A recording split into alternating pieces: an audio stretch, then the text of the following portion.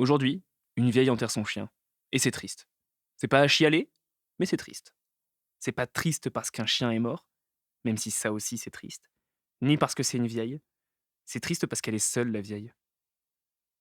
Il y a bien un employé du cimetière pour animaux, mais il est tellement immobile et discret, tellement silencieux, des atouts dans sa profession quand on y pense, qu'il ne compte pas. Il se tient à distance de la vieille, tout ramassé sur lui, comme s'il cherchait à prendre le moins d'espace possible, à se dissimuler au milieu de champs de toutes petites stèles.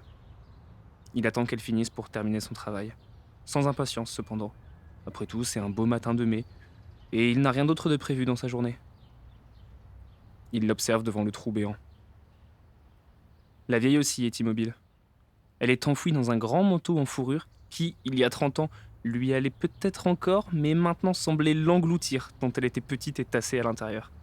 À peine un murmure parvient à s'échapper de ses lèvres sèches pour aller se perdre dans la brise. Sans doute les derniers mots à son ultime compagnon de route. Elle a les yeux brûlés par une douleur qui maintenant est apaisée. Tout semble figé, un instant, comme suspendu. Même les feuilles des arbres s'arrêtent de frémir au gré du vent. Elle se penche avec précaution pour saisir une poignée de terre molle et la jette dans le trou. Elle se recule ensuite de 2 petits pas lents. L'employé se redresse et s'attelle alors à sa tâche. En une vingtaine de minutes, le trou laisse place à un petit monticule en guise de pierre tombale. Alors la vieille se retourne et sans un mot, quitte le cimetière. Elle se déplace avec tant d'application, comme si elle ne voulait plus déranger personne par sa présence, même pas froisser l'air qui s'entoure. Elle s'arrête à une borne de bus au bord d'une longue route rectiligne qui tranche à travers la banlieue, séparant le haut mur du petit cimetière de la palissade vermoulue d'un terrain vague. Le bus freine à sa hauteur en poussant un soupir. Elle grimpe péniblement et s'installe derrière le chauffeur. À chaque arrêt, la vieille s'agrippe tant qu'elle peut à la barre métallique, de peur d'être emportée dans la marée de corps qui monte et descend dans la frôlant. Ces frôlements qui seront probablement les seuls contacts humains de sa journée. Devant son immeuble, elle appuie de tout son poids contre une énorme porte en bois ridiculement grande par rapport à elle et s'engouffre dans l'entrebâillement.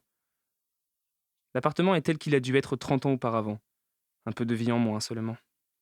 Le papier peint a perdu de sa joie, et les pieds du grand vaisselier semblent fatigués du poids des assiettes en porcelaine qui depuis trop longtemps attendent des jours de fête.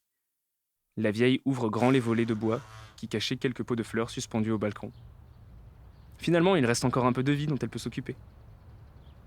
Faire encore un peu de bien. Alors elle va prendre soin de ses myosotis et de ses pélargoniums. Ils seront plus beaux, les plus colorés, les plus heureux. Elle les arrose et leur parle à mi-voix. Mais les fleurs, ça n'est pas idéal pour la discussion. Et puis, elle n'a pas grand-chose à raconter de toute façon. Le plumeau s'affaire dans chaque recoin, au son grésillant de la radio. Enfin, il s'affaire, c'est un bien grand mot. Le cœur y est, mais pas l'énergie. Disons qu'il se promène doucement, d'étagère en étagère, de meuble en meuble, louvoyant entre 1000 bibelots éclos là au fil des ans, petits éclats de souvenirs déposés ça et là. De temps en temps, la vieille arrête l'époustage et soulève l'un d'entre eux. Il la fait voyager dans l'espace et le temps. Par-delà les mers jusqu'au marché ensoleillé d'une île grecque ou au beau milieu d'un fou rire avec un ami maintenant disparu. Ces petits moments apportent du rose à ses joues ridées et des étincelles à ses yeux humides. Puis elle repose l'objet et la réalité revient, tout redevient terne et sa vie reprend son cours. Le soir, elle se contente d'une simple soupe au coin de la table, devant les informations. Des informations qui lui parlent du monde, mais pas du sien. Un monde dont elle se fiche, ou plutôt un monde qui se fiche d'elle. Tout a l'air si loin, tout est si loin. Ce qui sort de son quartier ne la concerne déjà plus. Alors les guerres, les tragédies lointaines, ce n'est plus que de la fiction, des histoires qu'on lui raconte pour patienter, en attendant, en attendant ce qu'on sait tous. Et puis elle éteint le téléviseur, et passe une robe de chambre rose pâle et va se coucher, dans un lit trop grand pour une seule petite vieille. Et elle s'endort, la petite vieille. Pour rêver, peut-être. Mais à quoi donc? Mais à quoi bon?